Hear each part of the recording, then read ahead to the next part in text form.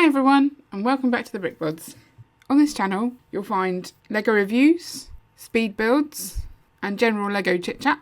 So if you like that, make sure you subscribe, especially if you're interested in the LEGO Winter Village, because over the next month and a bit, we're going to be going through our Winter Village journey.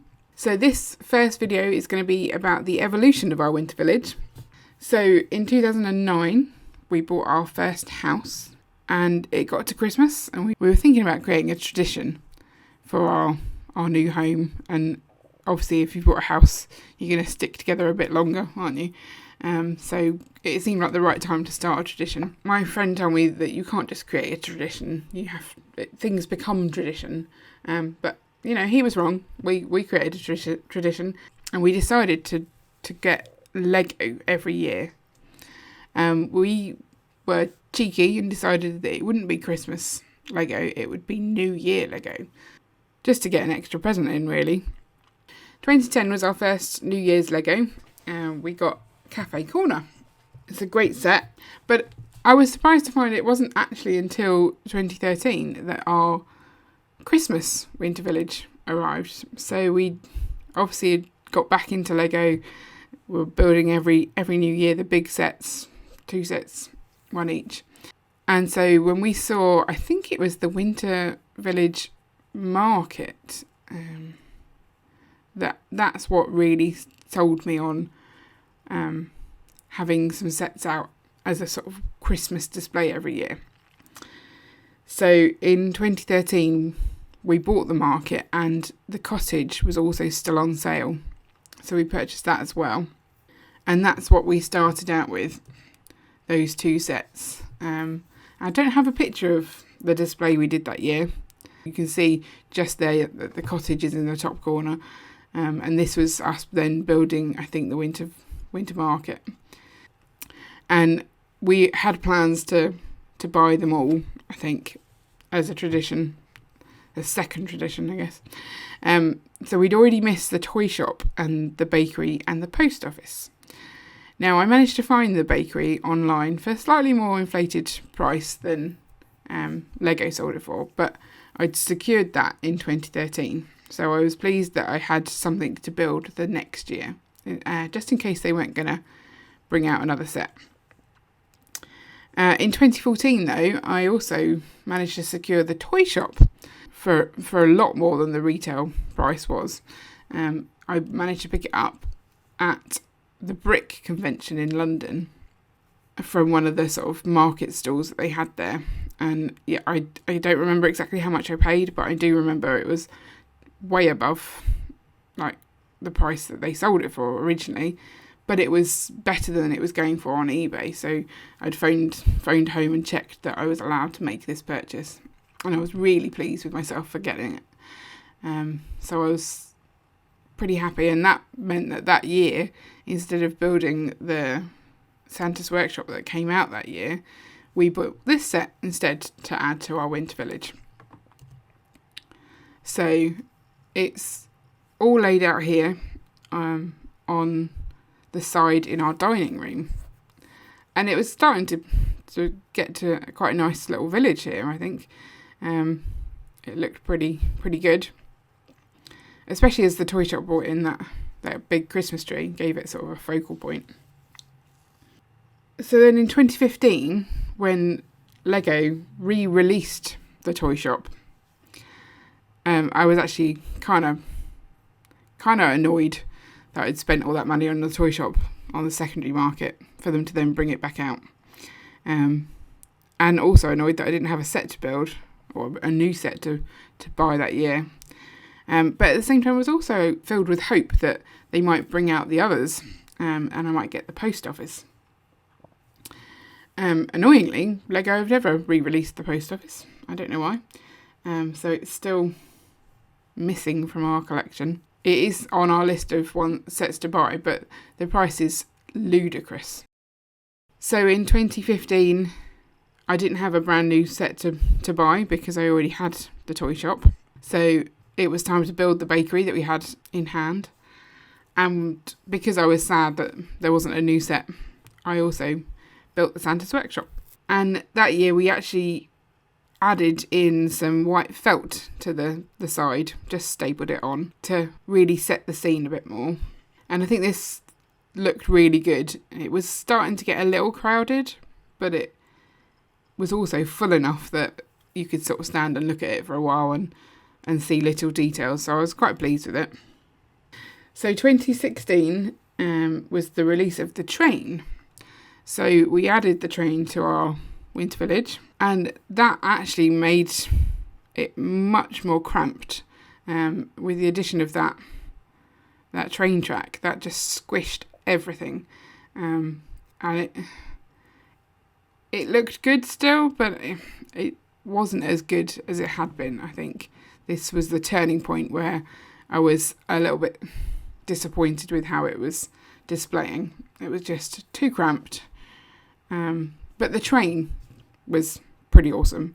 And also our 2016 is when we had our first child, so Leah enjoyed watching the train go round, and I guess that sort of that eased the pain of the fact that we had run out of room. We'd at least added something fun. It was clear that this wasn't going to be sustainable. If there was going to be a new set come out, we'd need to think of something else for the next year. So that new set did come out, and that was the train station. Obviously, went with the train, made sense.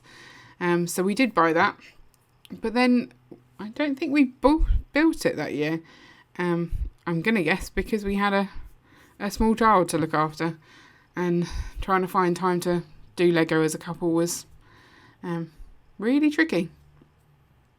So instead we worked on how we could make the village look less crowded. So we went up and put in some tunnels and a second level. And I really liked this effect. And it looks a lot less crowded. Although looking at it, we've obviously taken the picture too soon. We haven't got the Santa's Workshop in there for some reason. I'm pretty sure we would have put it out, so I'm surprised not to see it. And we did add a small gingerbread house as well, which I think was a free gift one year. We didn't get it as a free gift. We did buy it at Brick 2016 and picked that up there for, again, more than I'd like, but I really loved that. So yeah, we've gone up a level. We've added those 2 tunnels, and they are just cardboard boxes, painted black inside, covered in felt with some beans inside, tins of beans to weigh them down so that when the train goes through they don't fall over.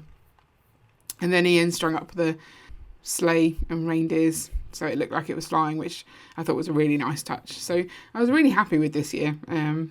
It looked really good. But again, we knew that we're going to need some more space. So in 2018, we extended it to go across our dining room to the other side of the fireplace.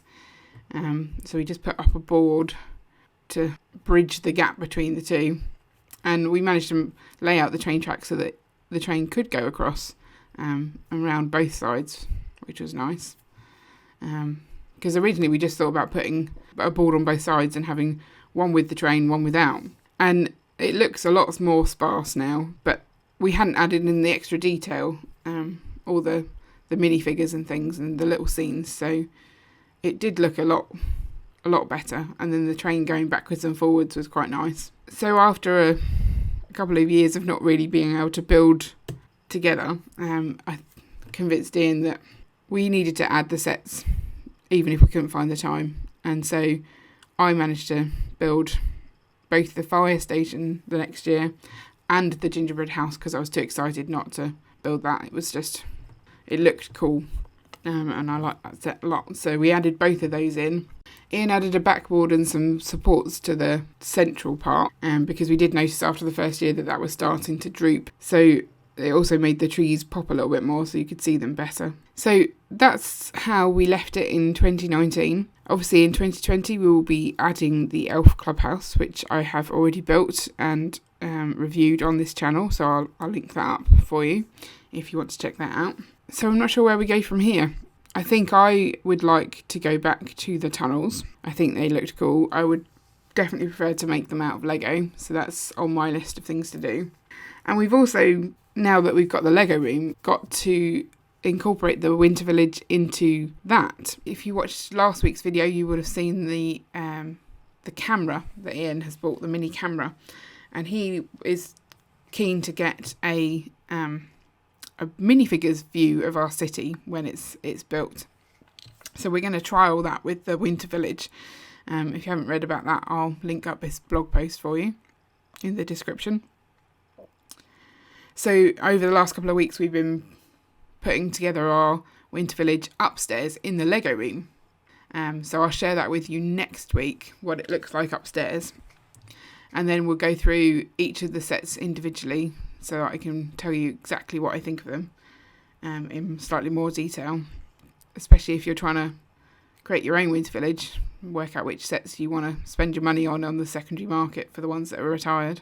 So I'm really looking forward to Christmas and getting our winter sets downstairs and working out how to lay them out this year. It's always slightly different, which is nice, makes it slightly more interesting. We'll probably do a final reveal towards the end of December as like a Christmas special. So if you are keen to see the rest of our Winter Village series, make sure you do subscribe. Let me know in the comments below if you are a fan of the Winter Village sets. Which ones do you have? Which one's your favourite? And don't forget to like and subscribe so you don't miss an update. See you later.